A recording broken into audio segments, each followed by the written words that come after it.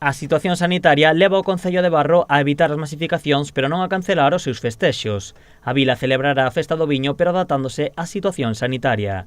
Dende o día de hoxe ata o día 27 poderase degustar os caldos elaborados polas adegas de Barro nos 9 locais adheridos. Vai ser unha festa distinta, pero dentro do distinta que é, pois tamén se van a facer cousas especiales, como é a colaboración das adegas ca restauración do Concello de Barro. É un formato híbrido, é un formato que, participan os locales de hostelería que se adheriron a esta campaña en pro do viño de Barro e entonces todos aqueles que queiran degustar os viños que facemos nas adegas de Barro, pois hai uns locales adheridos onde poden ir a degustar esos viños. O Concello lanza esta campaña conxunta entre as adegas e a hostalería para reactivar ambos sectores.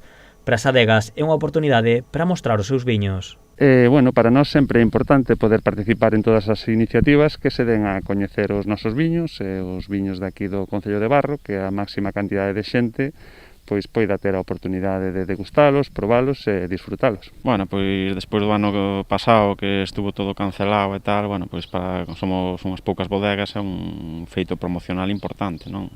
Sobre todo a nivel local, porque hai unha festa que ten bastante público. Cada adega ofrece un ou varios viños, xa sexan albariños ou caíños. Nos presentamos un albariño da añada 2020, cas uvas que cosechamos nas nosas viñas, e tamén presentamos un mencía que tamén elaboramos na nosa adega aquí en Baliñas, en Barro. Nos imos a ofertar un viño albariño e un viño caíño tinto.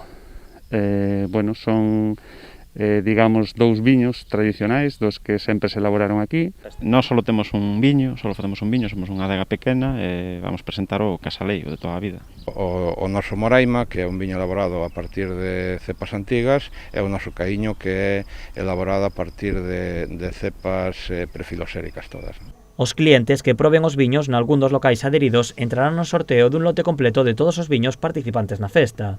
Os boletos repartiránse un por cada vaso e 6 por cada botella.